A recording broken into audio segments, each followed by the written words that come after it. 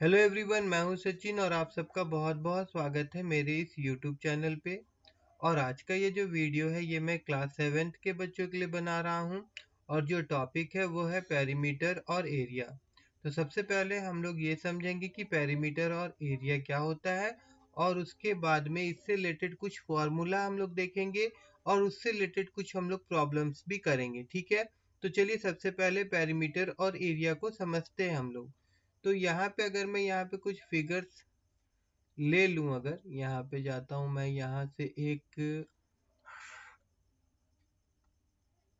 से ये फिगर एक ले लेते हैं हम लोग, फिर यहाँ से एक फिगर ये ले लेते हैं हम लोग,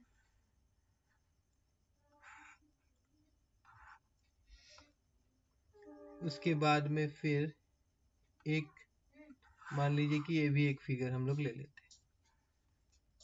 ठीक है ना, इस तरह से 3 डिफरेंट फिगर मैंने लिया। अब सबसे पहले मैं बात करने वाला हूँ पेरीमीटर के बारे में। पेरीमीटर क्या होता है कि ये फिगर जो बना है ना, तो देखिए लाइन ज्वाइनिंग करके बना है। जैसे कि ये एक पॉइंट अगर हम लोग ले ले और ये एक पॉइंट हम लोग ले ले, तो यहाँ से यहाँ तक का पॉइंट को ज्वाइन किया गया और इससे एक लाइन बना। तो अगर मैं नाम दे दूं इस पॉइंट का ए और इस पॉइंट का बी, तो जब ए बी को ज्वाइन किया गया तो हम लोगों को एक लाइन मिला।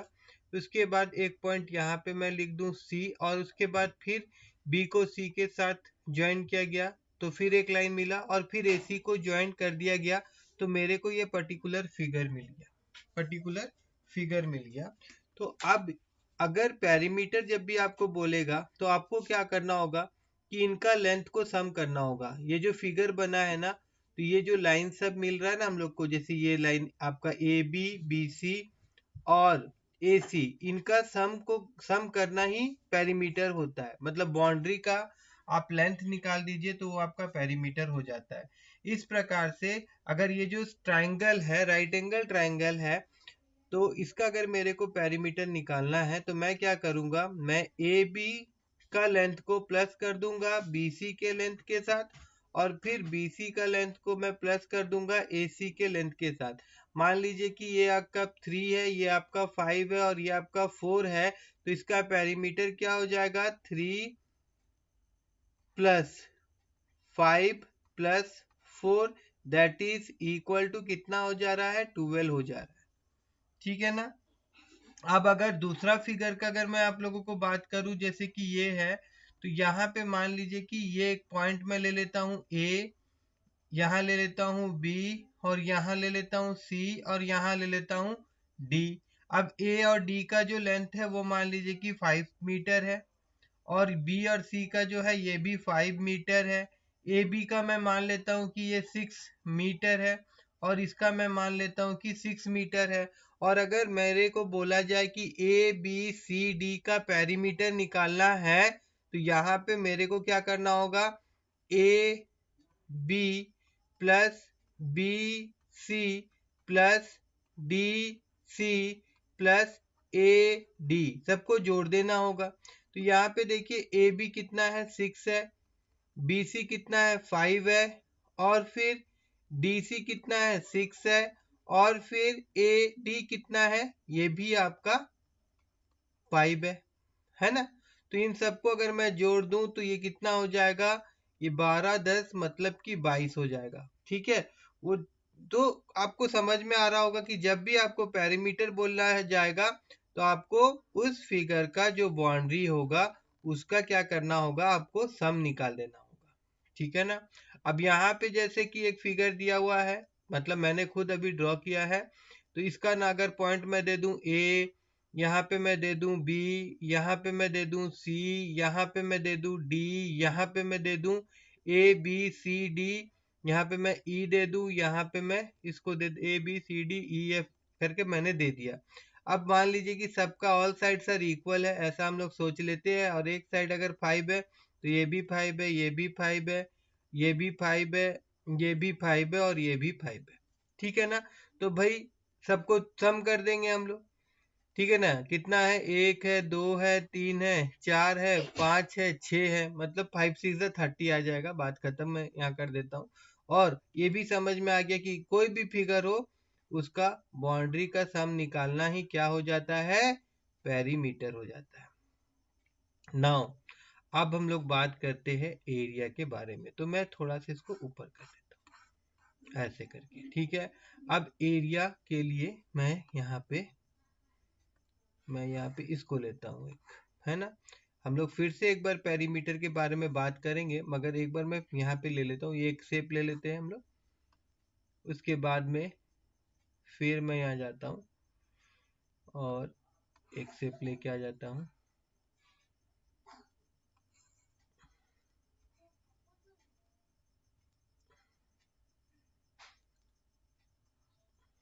ठीक है।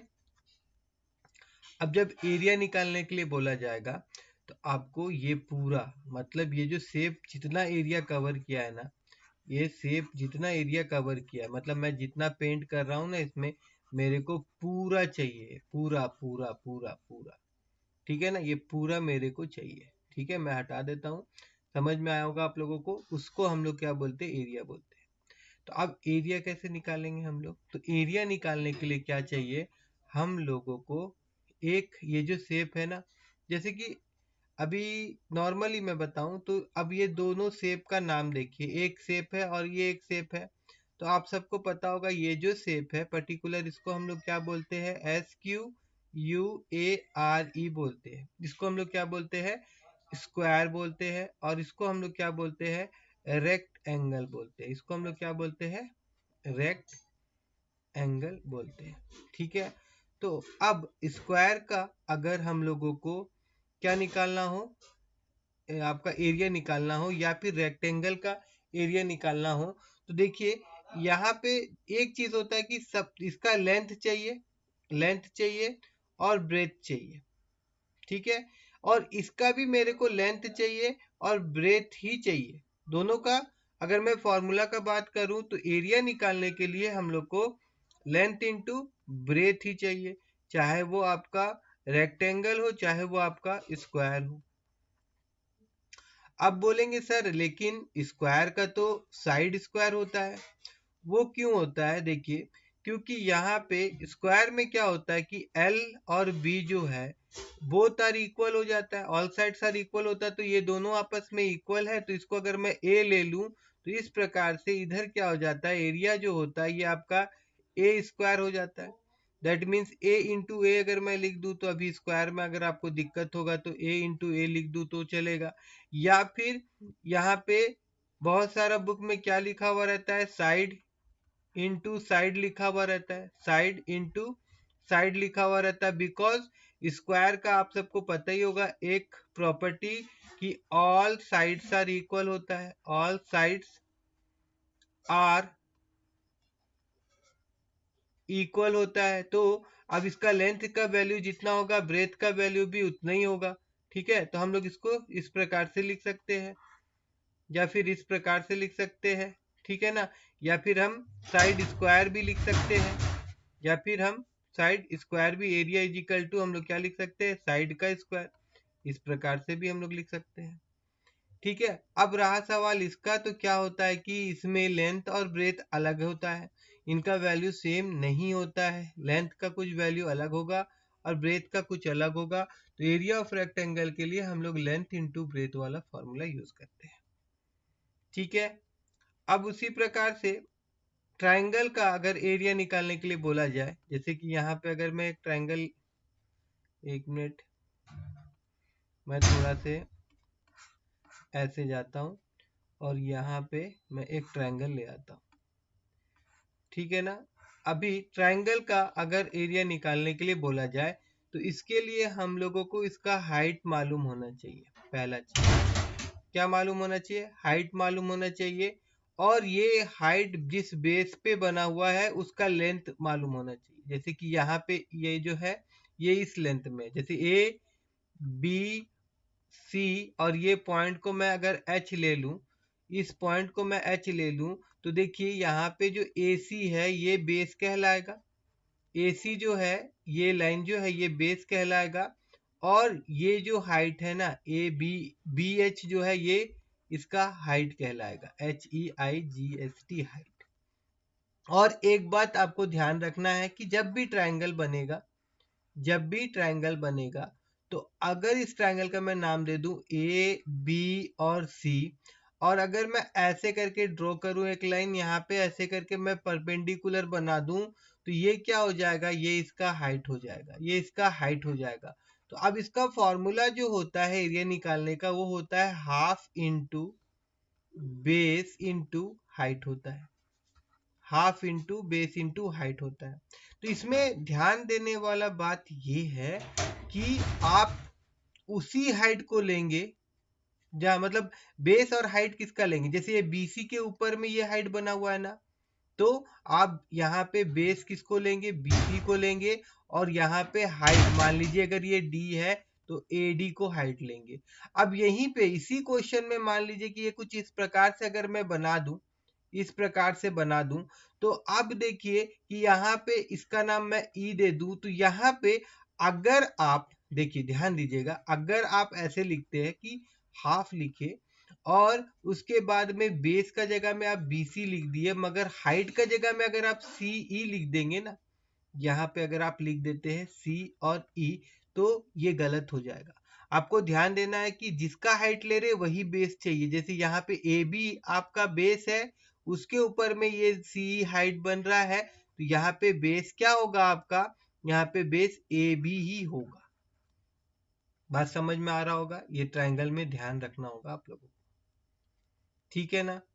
उसी प्रकार से एक और हम लोग देख लेते हैं, जैसे कि यहाँ पे एक शेप में बना रहा हूं ऐसे करके,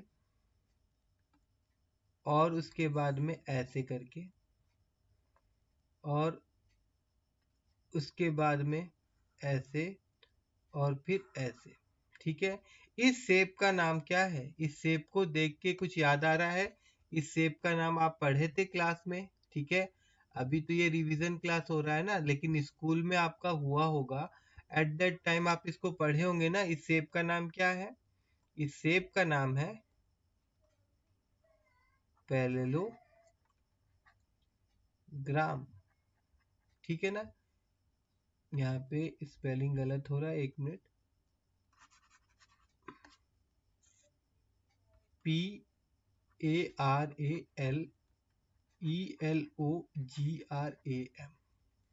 अब इसका प्रॉपर्टी तो है, लेकिन मैं अभी प्रॉपर्टी बताने वाला नहीं हूँ, मैं सिंपल बता रहा हूँ कि अगर मेरे को इसका एरिया निकालना है, एरिया ऑफ पैरेललोग्राम का, तो किसका क्या हो जाता है, base into height, base into height, ये इसका फॉर्मूला होता है। अब देखिए, जैसे कि यहाँ पे अगर नामकरण कर दूं A B C and D, ठीक है, तो अगर मैं ये AB को अगर मैं बेस पकड़ूंगा, तो यहाँ से इस प्रकार से एक परपेंडिकुलर का आपका यहाँ पे बना हुआ रहेगा, 90 डिग्री बना हुआ रहेगा। तो ये इसका दिया हुआ रहेगा कि this is the height of this parallelogram on base AB, लेकिन मेंशन क्या रहेगा कि वो AB वाला बेस में है, ठीक है ना।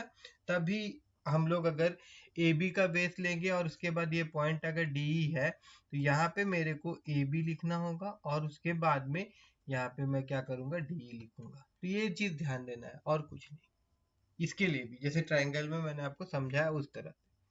अब एक बार मैं आप लोगों को फिर से थोड़ा ऊपर ले जाता हूँ, नहीं ऊपर नहीं, नीचे ले जाते हैं, और आगे मैं समझा देता हूँ। तो यहाँ पे मैं आपको फॉर्मूला फिर से लिख के दिखाता हूँ। सबसे पहले, वो तो हम लोग समझ रहे थे, सबसे पहले तो आपको बात आ जाता है आपका स्क्वायर, SQUARE स्क्वायर। तो स्क्वायर कैसा होता है, यहाँ से अगर मैं एक बॉक्स ले लूँ, ऐसे आप सबको पता ही होगा आई होप। एक मिनट, ये क्या हो रहा है, यहाँ पे मैं यहाँ से ले लेता हूँ, ठीक है ना। अब इसमें जाऊंगा मैं ऐसे और ऐसे, ठीक है। तो स्क्वायर का प्रॉपर्टी क्या होता है, ऑल साइड्स आर इक्वल होता है, मतलब कि ये अगर ए है तो ये भी आपका ए होगा, ये भी आपका ए होगा, और ये भी आपका ए होगा।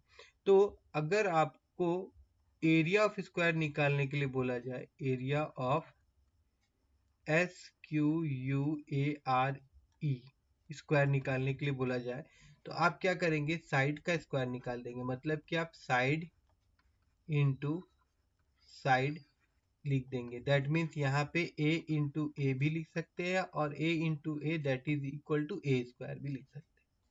उसी प्रकार से अगर पेरीमीटर बोला जाए, अगर आपको बोला जाए कि पेरीमीटर निकालना है, ठीक है ना, जैसे कि पेरीमीटर ऑफ स्क्वायर अगर निकालने के लिए बोला जाए, SQARE, तो अभी ऊपर में मैंने बताया था कि ये क्या हो जाता है भाई, ये सारा जो बाउंड्री है इनका सम हो जाता है ना। तो दैट मीन्स क्या हो जाएगा, जो साइड है, एक साइड फिर दूसरा साइड, सब साइड्स तो इक्वल है, तो यहाँ पे साइड प्लस साइड ऐसे करके लिखना होगा, विच इज इक्वल टू क्या हो जा रहा है, 4 इंटू साइड हो जा रहा है, क्योंकि यहाँ पे 4 साइड है ना। और यहाँ पे मैंने साइड ए मान के रखा है, तो ये हो जाएगा 4A, 4 इंटू ए लिखिए, 4A लिखिए, बात एक ही पड़ेगा। तो यहाँ पे आप सबको समझ में आ गया होगा एरिया ऑफ स्क्वायर और पेरीमीटर ऑफ स्क्वायर, ठीक है। अब चलिए इसी प्रकार से दूसरा फिगर को भी हम लोग थोड़ा और विस्तार पूर्वक देख लेते हैं। तो यहाँ पे नेक्स्ट क्या था, रेक्टेंगल था। नेक्स्ट क्या था, अगर मैं यहाँ पे एक तो सॉरी, यहाँ पे मैं बना लेता हूँ एक,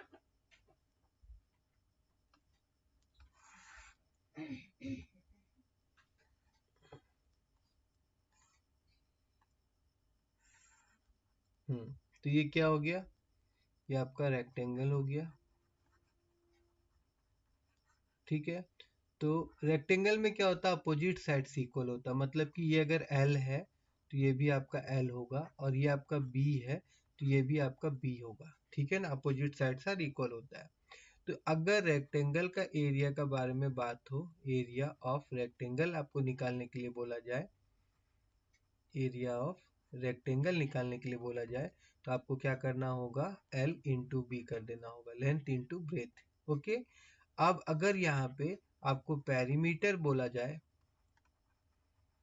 पेरीमीटर ऑफ रेक्टेंगल निकालने के लिए बोला जाए, रेक्टेंगल निकालने के लिए बोला जाए, तो यहाँ पे भी अगर मैं लिख दूं L plus B plus B, मतलब सम ऑफ द बाउंड्री, मतलब चारों साइड का सम, तो ऐसे ही होगा। अब देखिए यहाँ पे ये 2L है तो मैं इसको लिख सकता हूँ 2L, और यहाँ पे 2B है तो यहाँ पे मैं लिख सकता हूँ 2B, और फिर यहाँ पे देखिए कि इसमें से अगर मैं 2 को कॉमन ले लूँ तो अंदर में क्या हो जाएगा, L प्लस बी। यही फॉर्मूला बुक में आपका दिया होगा पेरीमीटर ऑफ ए रेक्टेंगल के लिए, 2L plus B, 2L plus B, ठीक है ना। तो यहाँ पे हम लोग देख लिए कि आपका रेक्टेंगल का। अब हम लोग आगे देख लेते हैं, जैसे कि अभी मैंने यहाँ पे पैरेललोग्राम बनाया था ना, तो यहाँ पे मैं उसका फॉर्मूला लिख देता हूँ, फिलहाल ज़्यादा कुछ नहीं है उसमें, एरिया ऑफ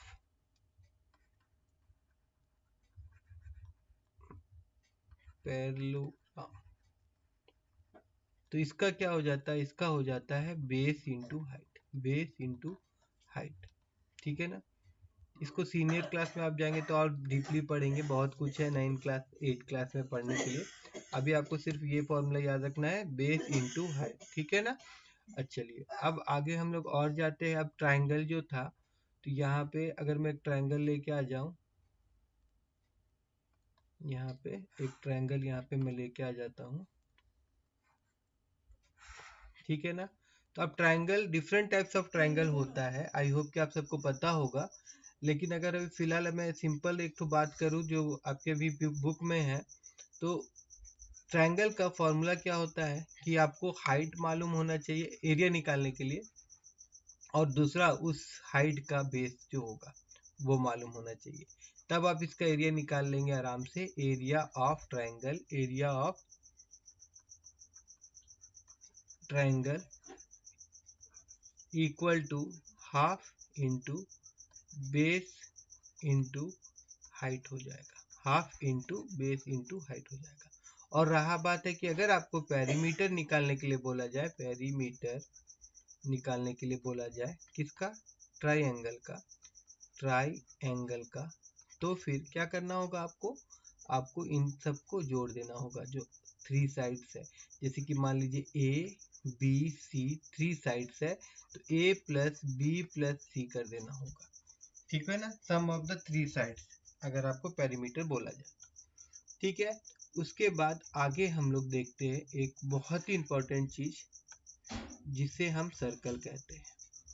अब अगर सर्कल का, आप सबको पता ही होगा कि सर्कल का एक सेंटर होता है और उस सेंटर से, इसको एक बार मैं फिर से ड्रॉ करता हूँ। यहाँ पे हर एक सेंटर का हर एक सर्कल का एक सेंटर पॉइंट होता है जिसे हम सेंटर ही कहते हैं। जैसे यहाँ पे है ये ओ हो गया सेंटर, और इस सेंटर को अगर सर्कल का लाइन से जोड़ दिया जाए ऐसे करके, तो जो बनता है, तो जो लाइन ड्रॉ होता है उसे हम रेडियस कहते हैं, उसे हम रेडियस कहते हैं। ठीक है। और अगर इसको मैं पूरा एक एंड पॉइंट से एक लाइन ड्रॉ करूं जो कि सेंटर वाला पॉइंट को होते हुए पास होके दूसरा एंड को टच कर दे सर्कल का, तो ये पूरा लाइन जो होता है ये आपका डायमीटर कहलाता है। क्या कहलाता है? डायमीटर कहलाता है। और इन दोनों के बीच में एक रिलेशन होता है, याद रखिएगा कि जो डायमीटर होता है, जो डायमीटर होता है वो रेडियस का दुगना होता है, मतलब डबल ऑफ रेडियस होता है। आप ऐसा कह सकते हैं, या फिर आप ऐसा कह सकते हैं कि जो रेडियस होता है वो डायमीटर का आधा होता है। वो डायमीटर का क्या होता है? वो आधा होता है। ठीक है। अब अगर आप लोगों को बोला जाए कि भाई एरिया ऑफ सर्कल निकालना है, एरिया ऑफ सर्कल निकालना है, तो आपको क्या करना होगा? पाई आर स्क्वायर, ये फॉर्मूला लिखना होगा, जहाँ पे पाई का वैल्यू 22/7 लेना होता है। ठीक है, ज्यादातर। ठीक है। और दूसरा चीज, अगर आपको पेरीमीटर बोला जाए, पेरीमीटर मतलब ये जो गोल से सर्कल बना है तो इस बाउंड्री का सम, तो यहाँ पे आपको एक शब्द आपको याद रखना होगा कि यहाँ पे सर्कल के लिए ज्यादातर हम लोग पेरीमीटर नहीं बोलते हैं, हम लोग बोलेंगे कि सर्कमफ्रेंस ऑफ द सर्कल। हम लोग क्या बोलेंगे? Circumference of the circle. और सर्कमफ्रेंस ऑफ द सर्कल निकालने के लिए, सर्कमफ्रेंस ऑफ द सर्कल निकालने के लिए हम लोगों को जो फॉर्मूला यूज करना है वो ये है। देखिए मैं यहाँ लिख देता हूँ, सर्कमफ्रेंस